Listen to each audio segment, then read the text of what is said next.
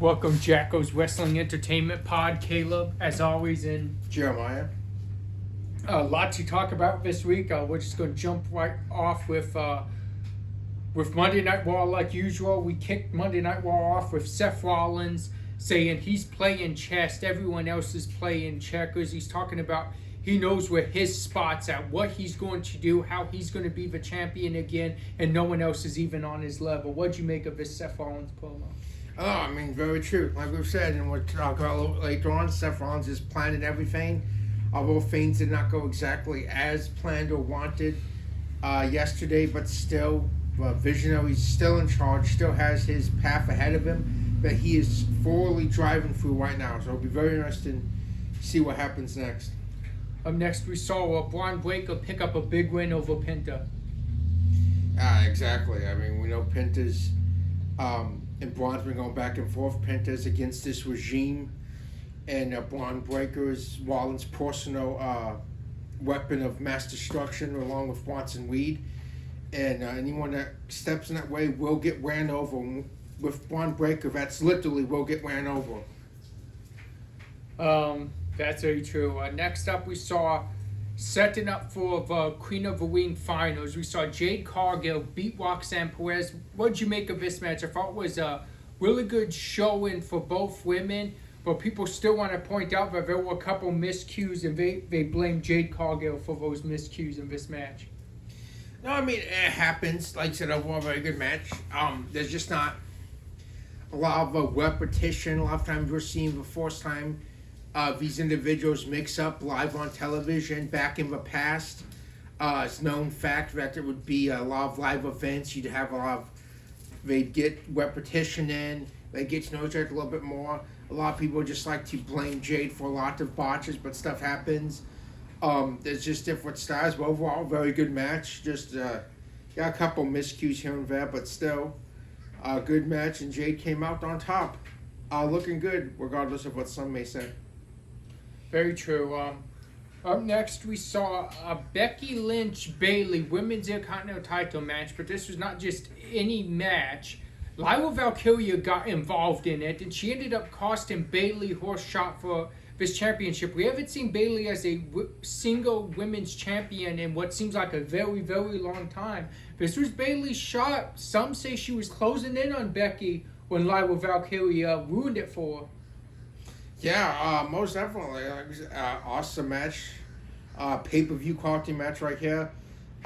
His storied rivalry. But yeah, no, Lyra, Bayley said stay out of the way, stay over there. Lyra had communicated before, had got that, but Lyra saw Wed's up and she went off and she cost Bayley this shot.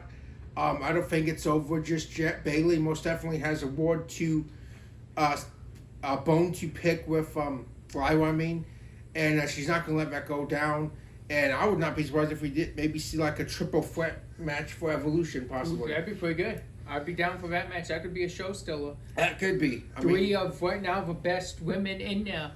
And really elevate that title, which I think's been very high profiled too. And that'd be a great match on a historic event like Evolution to really, put the spotlight on that championship. Speaking of possible Evolution, we know Rhea Ripley has her eyes on Io Sky, and we know that's what Rhea wants at Evolution. But she has to deal with Raquel Rodriguez. We saw Raquel cut the promo, Rhea Ripley come out.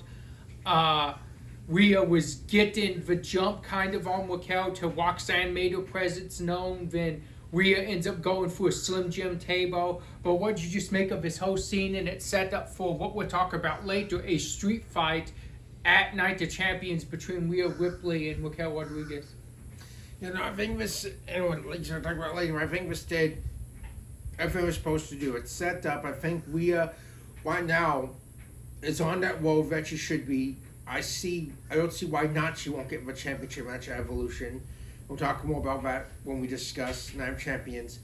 And I think it's set up where everyone thought they were going to do. They haven't done yet, but I still think it's going to happen. I think, like me and you've talked, Roxanne is going to take Liv's place with those championships. And we're going to see that transpire possibly tomorrow night to where that's going. But I think this match, awesome match on the pay-per-view, which we'll get to, but I think this segment just set everything up and set everything up on the path that's supposed to be going forward. Interesting take. More quick before we get to our main event match, these are some things not really mentioned on the results as I'm looking through here, but just going back and seeing of what happened on this past Raw. Let me ask you about what you think of Penta snapping on Chad Gable. We know that was to wipe Chad Gable off of TV for a while because he's dealing with a real injury, which also means El Grande Americano is dealing with an injury too. So what do you make of that, and what do you make of Penta snapping? Well, first off, it's clever, yeah. But apparently a lot of injuries happened this past weekend, or I don't know if it was a live event. Chad Gable, like you said, Dominic Mysterio and El Grande Americano all got hurt. Two of those guys are the same. Reserve list. I don't think Dom's El Grande Americano. Oh, yeah. But no, I mean, it just shown just different sides of Penta. Yeah, he snapped, and if need be, I think he'll let that more aggressive side out. And the loss to Braun probably didn't help in matches as well, so we'll see where this goes. See possibly more aggressive Penta going forward. And some people say this is one of his best promos of his career. What'd you make of that big Gunther fiery promo on Bill Goldberg? Oh, that was great. I mean, that really was. It's really establishing, and a lot of people are complaining about this, like we talked about last week, but no, this is going to be good. It's going to serve its purpose. Saw Goldberg say to Michael Cole, this is it. He said if it wins, just see what happens, but Gunther came out there, again, like just low-key. Gunther does some really good promos I don't think he always gets credit for, and just really set the tone. And no, this is going to be a very fast-paced, hard-hitting match. Very interesting combination, and I think it's very fitting that this will be Goldberg's last match, and regardless, and even win or lose, he's still helping the future, no matter what people want to say or not, because he's taken on his last match, will be one of the most established stars in the company right now, and will be a star there for many years to come. Very true. Then last thing before we get to our main event, we also saw Sami Zayn kind of finally snap on Karrion Kross, and we saw it end with Karrion Kross on the floor after Sami Zayn punched him in the face. Yeah, no, and I'm actually happy about this whole situation, and again, we'll talk more about that, but, about time, finally. Kross is so good, so underweight, that he finally gets a pay-per-view match. And it's going somewhere. It's not just, picking left off. This has been for weeks, maybe even a month now. Kross has been one in his mouth, Sami Zayn, and much like Penta, with Chad Gable, Sami Zayn coming off of a loss the Friday before, was just had enough. Just didn't want to take anymore. Put Kross in his place, but Kross smiled and was laughing, lying on the floor. He was. He told Scarlett, he said, "We got him. We got him." And it's like, so what does that mean? And we'll talk about more when we get to that match at Night of Champions. But I think that means that this is far from over. I believe so too. And like I said, we're getting Night of Champions. I have a theory too. I want to one by when we get to that match as well. Okay. Now we finished off with the main event. I thought one of the best matches of the week in general. Cody Rhodes and Jey Uso for see who would take on Randy Orton in that King of the Ring finals. Well, jump ahead, SmackDown here on. Randy said it all Friday night. Randy said if that match is not nominated for Match of the Year by the Slammies, there's something seriously wrong. This match was great. Like seriously, this could have been on a pay-per-view.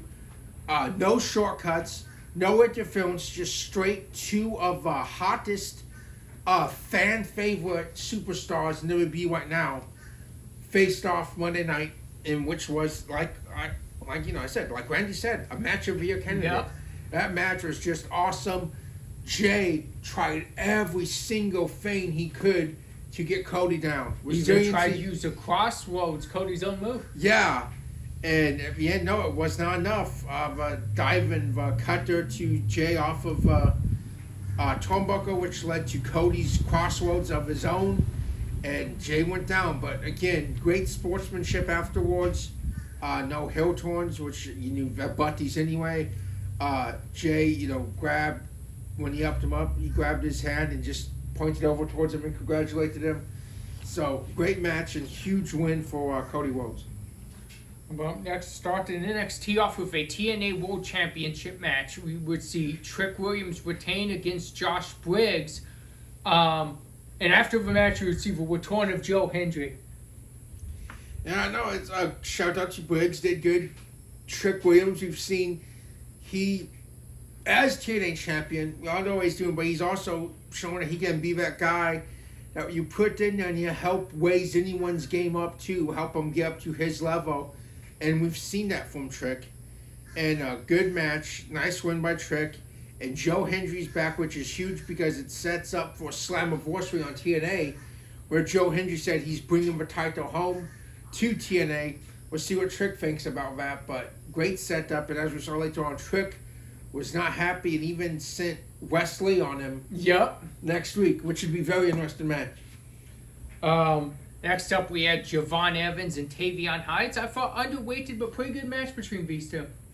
Yeah, most definitely. I mean, we've just seen the talent, and we've said that for the last few weeks on NXT, where we're showcasing some of the talent you haven't seen, some of the not so big stars yet, but the future of NXT, and we most definitely see that. Javon Evans is always a player in the game.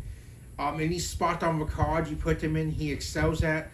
And Tavion Heights is starting, make a name for himself now, trying to follow Miles Bourne's lead.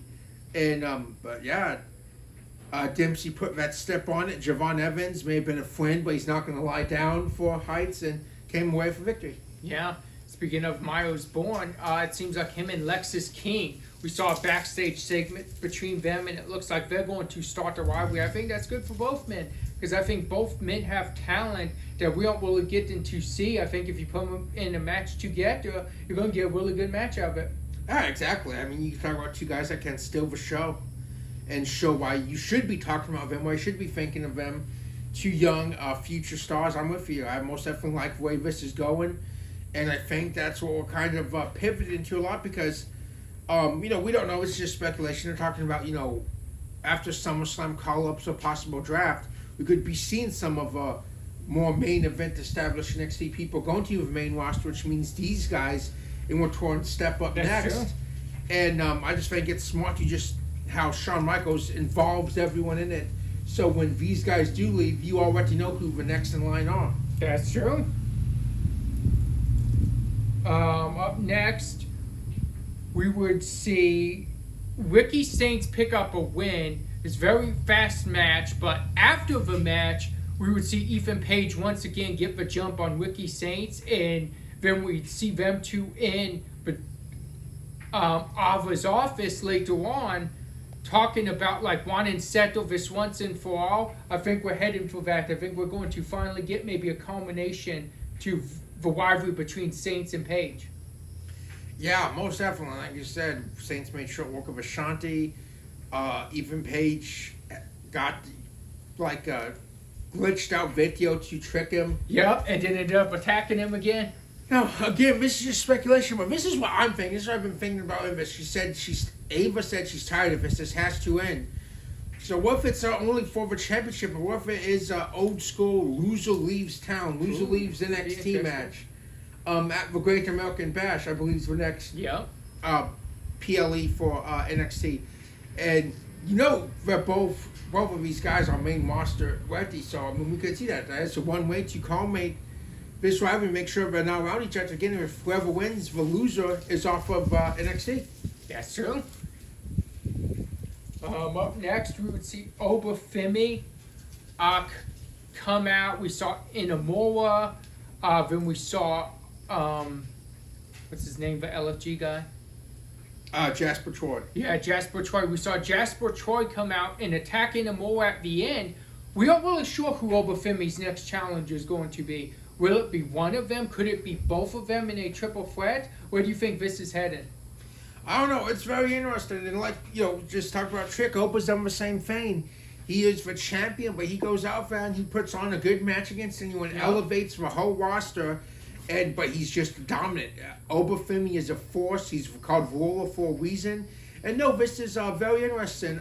Elmore is just shown. I mean, I don't know how you can't get behind him so far as a fan. He just seems like a good guy. He pinned Trick, but gave that shot to his buddy because he wanted Oba.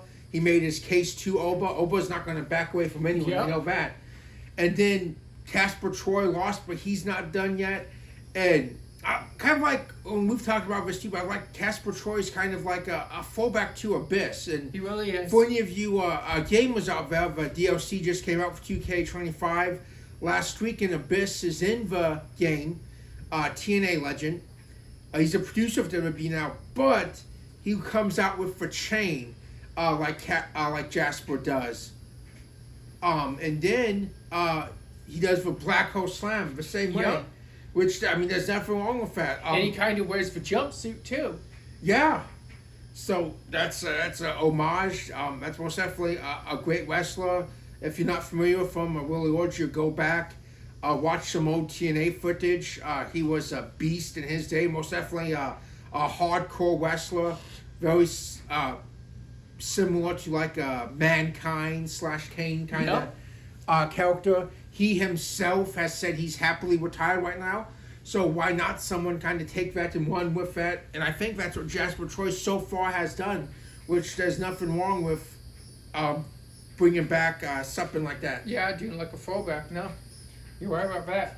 Up next, we saw even more Tristan Torrance to this Tony D'Angelo, Channing Stacks Lorenzo, and now Luca Crucifino. We saw even more Tristan Torrance to this story. We saw the cup match, the Heritage Cup match between Tony D and Channing. But after the match, we would see Tony D hit Luca.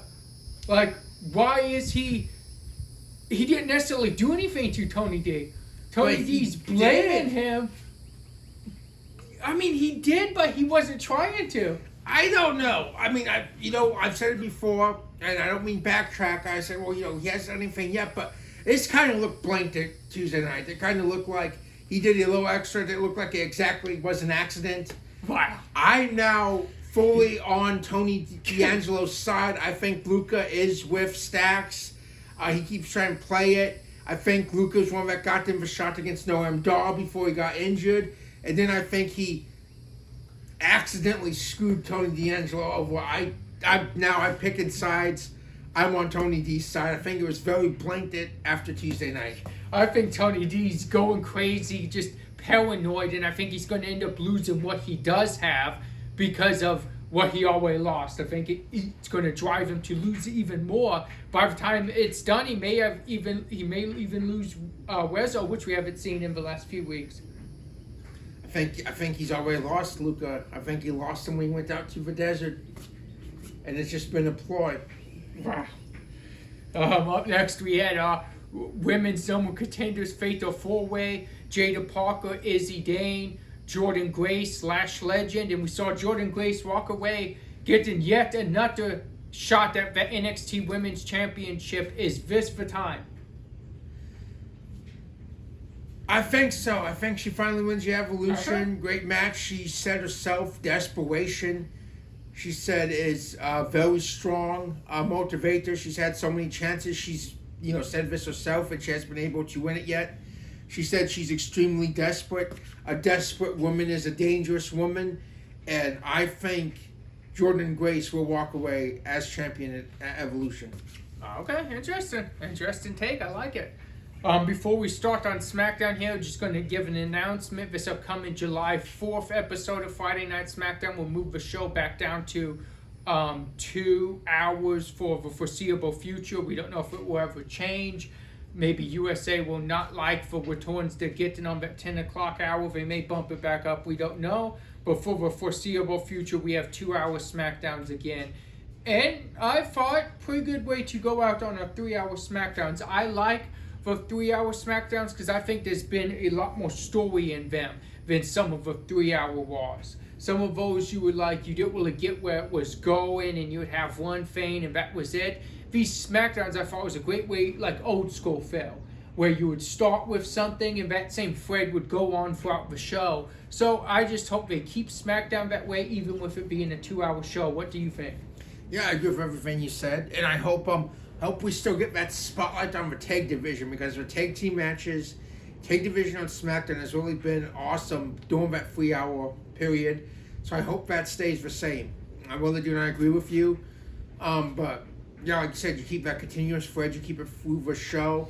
There's just so much talent and stuff. Just give everybody the proper spotlight. Just because you lose an hour doesn't mean, you have to cut people or not give out to people time anymore.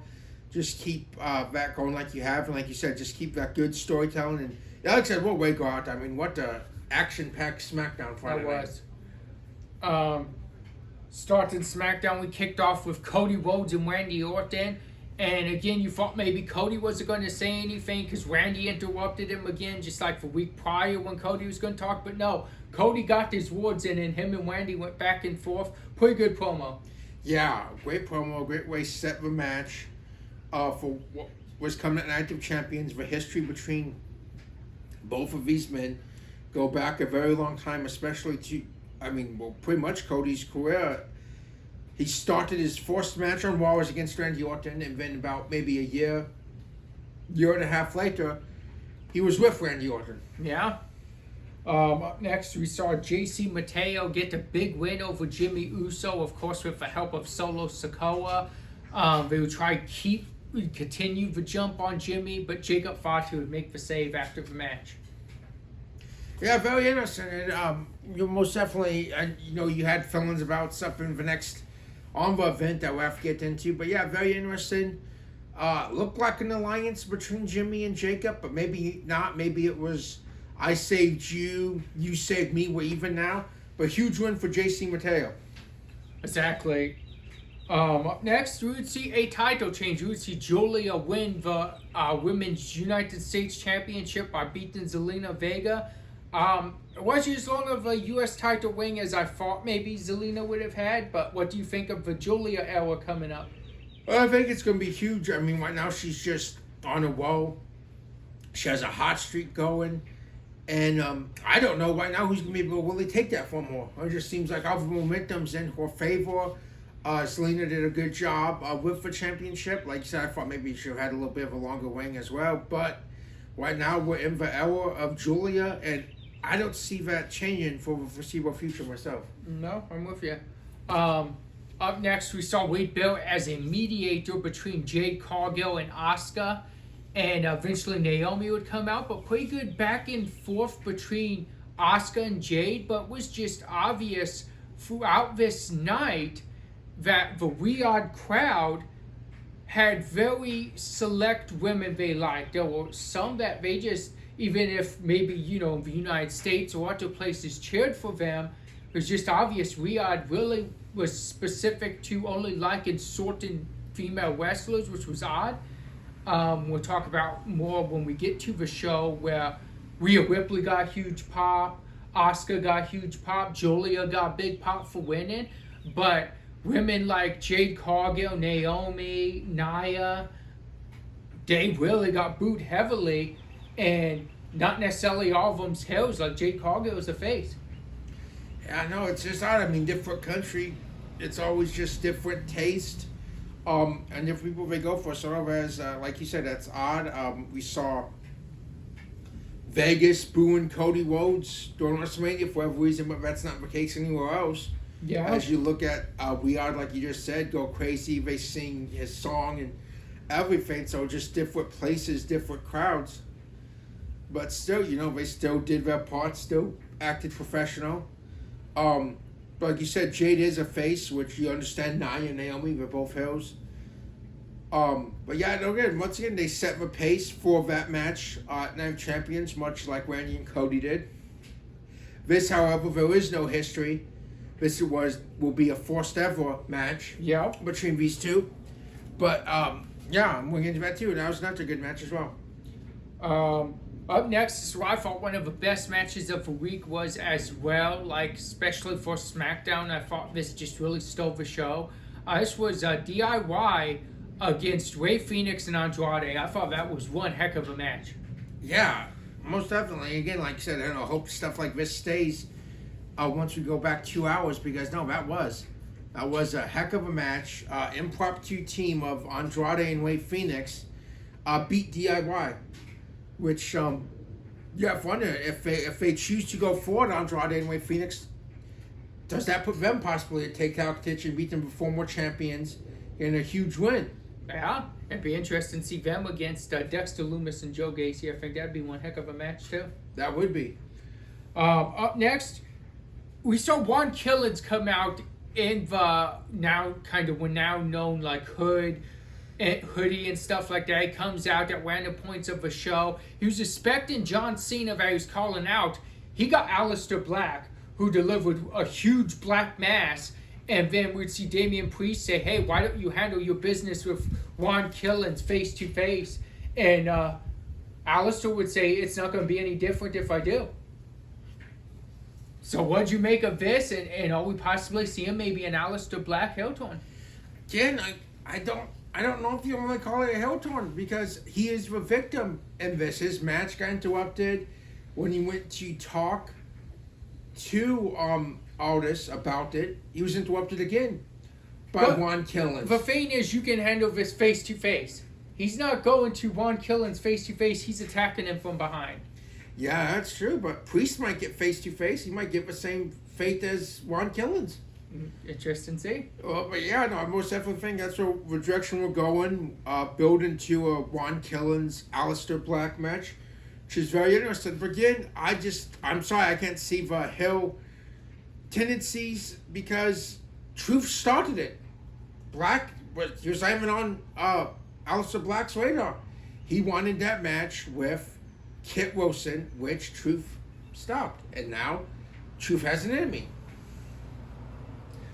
Next, we saw the Wyatt Six get the tag title match against the Street Profits, but would break down into mayhem when all the tag teams on the SmackDown tag team division was out there, and we just saw like no contest, but we just saw like all of them kind of jumping the Wyatt Six. They're trying to get payback for what the Wyatt Six have been doing the last few weeks. Yeah, and I mean, you can't blame them. You look at someone like Fraxium. Hey, you came in, you interfered during our title shot and attacked us and everyone. So DIY kind of being the vocal point, the ones to rally all these teams, get them into this kind of anger towards Wyatt's, but smart. They even though it's most definitely DIY's agenda, but they got everyone else involved, because just reasoning, hey, they've done it to us, why not we do it to them? Sometimes it's that simple, and that's what we saw. The Wyatt's a victim of themselves. Wow. Up next, not a really good match. Tiffany Stratton, Nia Jax, last women standing for the SmackDown Women's World Championship. Just a really, really good, hard-hitting match right here. Yeah, it was. Again, this could have been on pay-per-view as well. Like you said, I hope we get some of these really great matches, these great stories. This has been a rivalry going, I mean, even since last year when they were allies, or so you thought they were, even to early this year, there was just a real rivalry here. And a lot of people complain, say something of us, I don't care, like, I've liked every match they've had. I mean, even that one, I think it was like No Holds Barred, a street fight one a while back. That was a good match too. Yeah, that was, yeah. And this one too, it's Stratton again just has shown a dominant champion, shown why she's the face of the SmackDown Women's Division. And, well, I mean, we know what's next, and we'll talk about that pay-per-view. But we ended SmackDown with Punk's rebuttal to the John Cena pipe bomb, and that was Punk Live. I was CM Punk being the doctor of thugonomics on Friday Night SmackDown. This was really interesting. What'd you make of this? Yes, I just wanted support for this segment. But yeah, no, this was great. I mean, I love this. Like, most definitely, you know, you've told me a few years ago, it's never how I saw this rivalry going, never how I saw this build-up. But we saw last week, we talked about Cena with Pipe Bomb, still in Punk's vein, and then we saw Punk go way back, like 20 years back, and still something of John Cena. Did a dang good job with it. Threw John Cena off himself. Awesome promo. Punk most definitely got this point across, and it was just fun. That was very. Now jumping into Night of Champions, this was one heck of a pay-per-view. I thought every match on here delivered something, in my opinion. I thought a lot of really good matches. We kicked you off with one of the best ones of the night. That was Cody Rhodes versus Randy Orton, King of the Ring finals. We would see Cody Rhodes as the new King of the Ring. Yeah, I mean, it seriously was. And you ask how, these last two matches of King of the Ring finals just completely just tore the house down. As Sheamus would say, two bangers. Cody, back-to-back bangers. Great match. Randy tried to go a little underhanded. He told Cody the night before, I will do whatever it takes to win. Randy tried. Cody one-upped him, outsmarted him in that moment. It proved fatal for Randy in that match. And like you said, Cody's King of Ring. We'll talk about it in just a minute, but we'll talk about SummerSlam in just a second. But yeah, awesome match. And Cody's on the roll right now. Yep. Up next, another really good match. Street fight. Rhea Ripley, Raquel Rodriguez. What much more can you say from this? And this was hard hitting, two women trying to destroy each other. Exactly. Two powerhouses. The weapons were used. Roxanne tried to swing it to Raquel's favor. It did not work. Rhea was a one-woman army fighting both of them. Still almost lost, but didn't. Came back, won. And again, I think this really sets you up. I think this huge win sets Rhea up, gives her core claim to Io. And I think we're going to see Raquel's been an ally Roxanne's been an ally to Raquel 2 straight moments now. Yep. And we're going to see that as whenever Aldis and Pierce make their decision, possibly tomorrow night, they will be the tag champions going forward. And hopefully that Bella Trent reunion we will tease. Ooh, that'd be interesting. Okay, here he is. You teased it earlier on in the show. What did you make of the Sammy, Kerry, and Kross match? Here we are. Okay, first off, really good match, back and forth. But just how... I don't know, this is a theory. This is, give feedback on this. I don't know if Kross is even trying to win these matches. My theory is, I think he's a martyr for his own agenda. I mean, if you go back to the AJ Styles match going into WrestleMania against Logan Paul, when he goes for a phenomenal forearm, Kross puts his arms behind his back and takes it to get an aggressive style out. He is not that, at this point towards the end of a match, trying to beat Sammy. He keeps running back and forth, mouthing off to Sammy, yelling stuff to him. So we're going for pins. Yeah. And then Sammy hits the haluva kick on him and pins him. So I don't know. Is Kross trying to get a victory here? Or is he trying to awaken some aggressive side of these men, of his rivals? And is that his plan? I just wonder, is he a martyr for his own plan? Is he willing to sacrifice himself? Sacrifice wins if it means he gets this mean, aggressive side out of these individuals. Ooh, interesting. Okay. Well, I like it. That's something to think about. Something else to think about was Solo Sikoa winning his 4th singles title on the main roster in WBE. He's the United States champion. He beat Jacob Fatu, of course, not without the help of the returning Tonga Loa and Tala now, who just debuted, but he also had JC Mateo.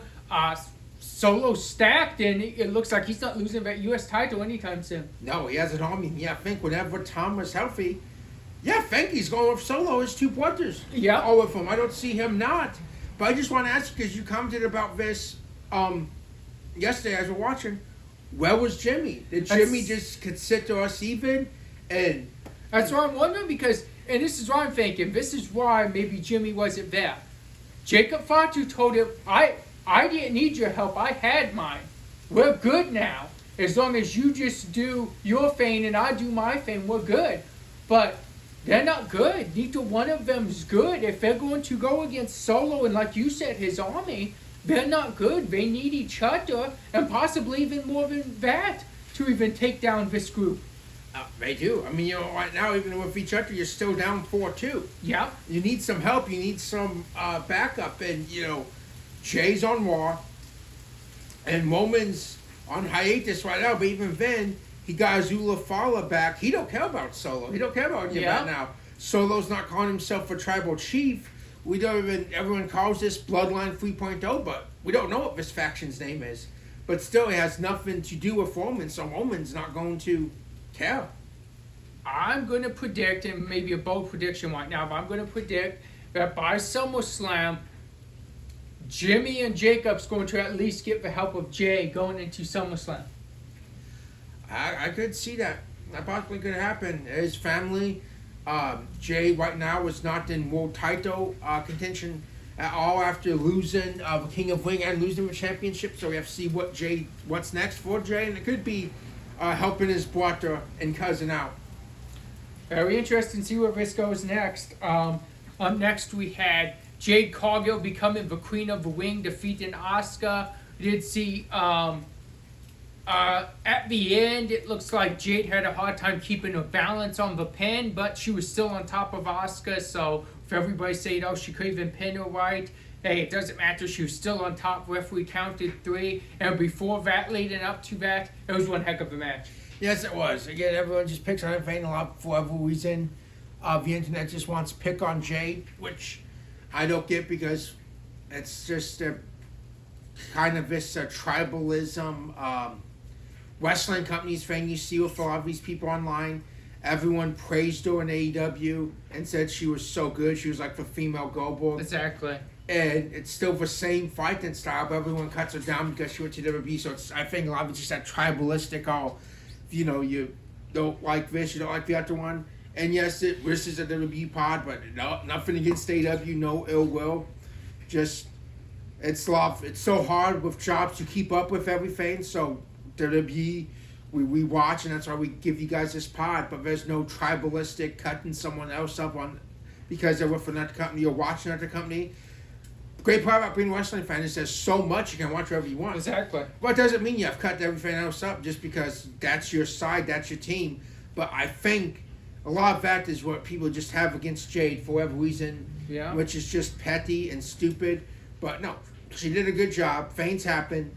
And right now, Jade Cargill and Tiffany Stratton at SummerSlam, we got teased it a little bit way back after WrestleMania before Naomi would interfere. I can't wait to see this championship match. But the thing is, Naomi's still there. Yep, Naomi's still a danger to that championship. And we don't know what's going to happen at Evolution. I'm assuming they'll Yeah, be. that's true. We don't know if Stratton will still be champion come SummerSlam. You're very correct, sir. Evolution be huge. I don't see there not being women's title matches for both world championships at Evolution. Up next, we had, and there was a lot to this match, a lot of stories. So I'm just going to say what happened. I'm just going to give like the footnote and let you just go because I know you had a lot to talk about for this match. John Cena, CM Punk. John Cena retains with a ton of interferences from Seth Rollins, Braun Breaker, Bronson Reed. Let's not forget Penta doing his slow strut when John Cena is getting beat down. But hey, John Cena hasn't really helped anyone, so I don't blame Penta. Sami Zayn came out. A crazy, crazy match. Yeah, exactly. No, it's a huge, most definitely a big match fill. Most definitely a main event fill as well. Referee got knocked out. That's when all hell broke loose.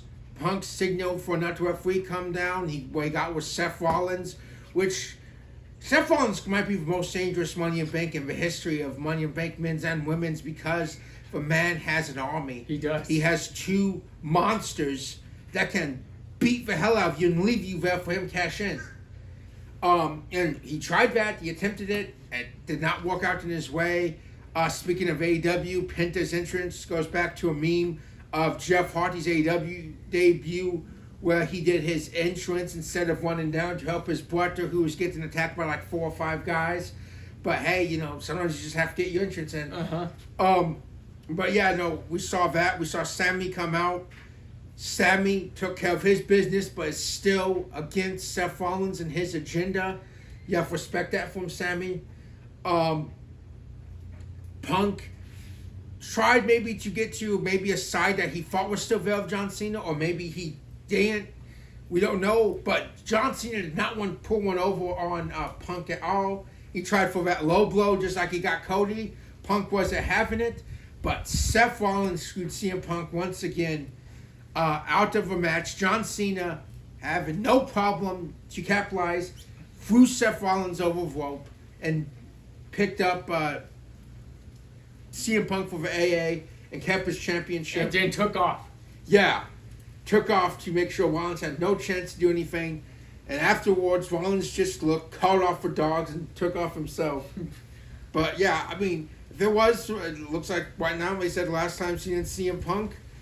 Awesome match. A lot of their fans were, hey, that happens a lot of times in World Title main events. Great story. But Seth Rollins better watch out because CM Punk's not going to let that go. No, he's not. CM Punk could have been WWE champion again. We could have once again been in the summer of Punk like we were 14 years ago. And Rollins ruined that. CM Punk's not going to forgive Rollins. He's not. Really exciting week. Going to our match of the week and MVP segment. Candidates for this. A lot to choose from. Going to go from Raw, Becky versus Bayley. And Cody Rhodes versus Jey Uso. I don't know, again, like you mentioned, Randy Orton even talked about, I don't know how you could have that up for match of the week and possibly match of the year as well. Up next, Josh Briggs and Trick Williams and the women's fatal four-way on NXT for number one contenders. For SmackDown, want to go that DIY against Wade Phoenix Andrade match. And also want to go for last woman standing between Stratton and Nia. And on Night the Champions, we're going to go the Cody Randy King of Ring match, the Queen of the Ring match, and the John Cena CM Punk match, which was, again, as you mentioned, one heck of a match with a lot going on. I'm going to go Cody and Jay for match of the week. I cannot argue that also. I would have picked the same, just awesome match, great match. And then promo, beating Jay, talking with Randy, then beating Randy to become the King of the Ring. I'm going Cody Rhodes for the MVP of the week.